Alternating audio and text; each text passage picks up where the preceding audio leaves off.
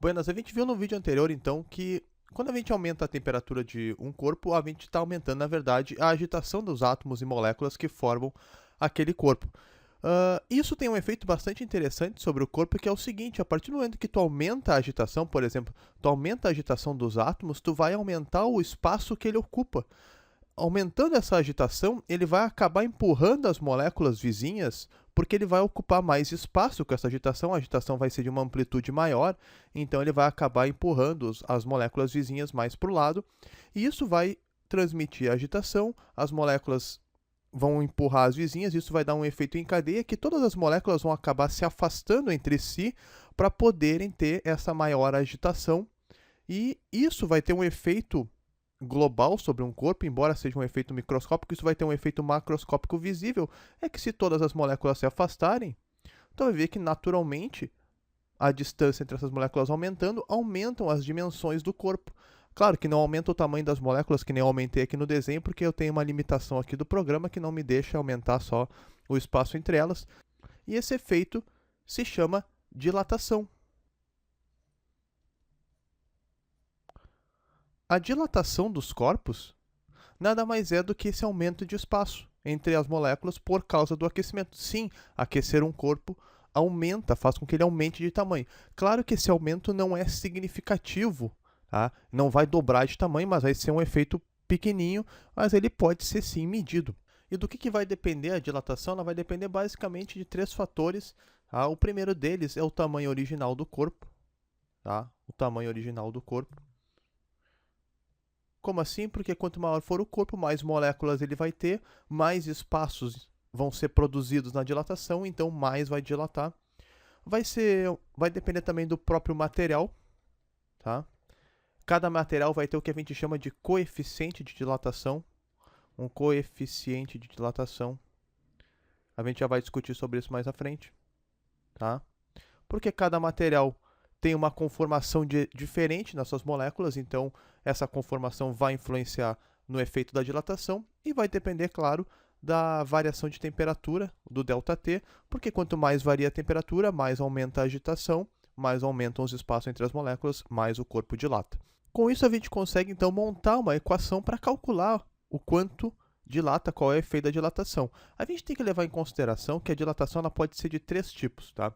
Ela pode ser a dilatação linear, que é a dilatação de uma dimensão, tá? Ou seja, quando tem só uma dimensão considerável, tá? A dilatação linear, então, é a dilatação de uma dimensão. Isso quer dizer o quê?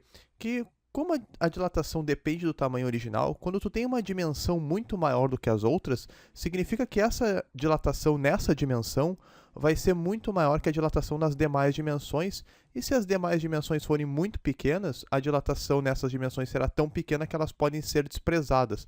Então, se tu pensar num longo cabo daí da rede de alta tensão, tu pode ver que o comprimento do cabo é muito maior do que a espessura do cabo. Então, essa dimensão do comprimento ela pode ser considerada muito maior, a dilatação nessa dimensão é muito maior, nas demais dimensões, então eu vou desprezar os efeitos de dilatação, porque os efeitos são muito pequenos. Então, a dilatação linear vai ser dada por ΔL. ΔL é quanto o comprimento vai variar, né? Então, é a variação do comprimento, porque eu estou considerando só a dilatação em uma dimensão. Depende do comprimento inicial, L0, do tamanho original. Depende do coeficiente de dilatação linear daquele material, a gente chama de alfa. Tá? Este é um valor tabelado, cada material tem o seu. Quanto maior for esse valor, mais o material dilata. E depende da variação de temperatura. Tá? Então, é uma fórmula bem simples que organiza essas três dependências. Se tu for para uma dilatação de duas dimensões, tu já está falando de dilatação superficial, porque é uma dilatação de uma superfície. Tu tem duas dimensões. Duas dimensões são consideráveis. A terceira é tão pequena que pode ser desprezada. Por exemplo, se tu tem uma folha de papel, a folha de papel tem duas dimensões significativas e uma terceira dimensão, que é a espessura, que é muito pequena, então a dilatação nessa dimensão a gente vai desprezar. A variação da área, a variação da superfície, que é a dilatação, vai ser dada por ΔS. A superfície inicial, que é a área inicial, em metros quadrados, no SI. Agora tu vai usar, em vez de usar o coeficiente de dilatação linear de uma dimensão, tu vai usar o coeficiente de dilatação superficial, que é beta, em vez de alfa é beta, e vai usar o ΔT, porque o ΔT possui a mesma influência em qualquer dimensão. Uma coisa interessante de notar é que o beta, a relação que ele guarda com alfa é que ele é 2 vezes o coeficiente linear, tá? Porque ele é uma vez para cada dimensão. Bem tranquilo isso aí. E só vou agora reduzir um pouco aqui, porque vai me faltar espaço.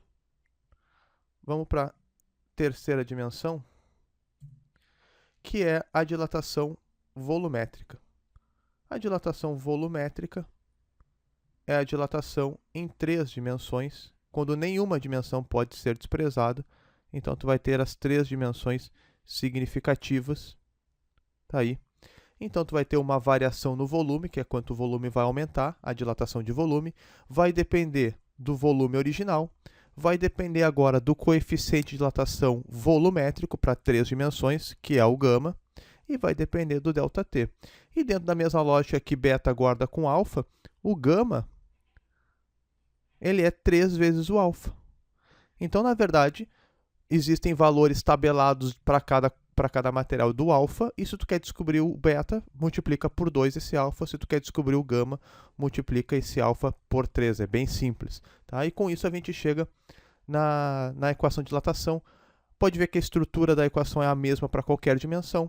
Só tem que cuidar nas unidades que tu utiliza e nos coeficientes que tu utiliza para cada dimensão. É bem simples. Dilatação era isso.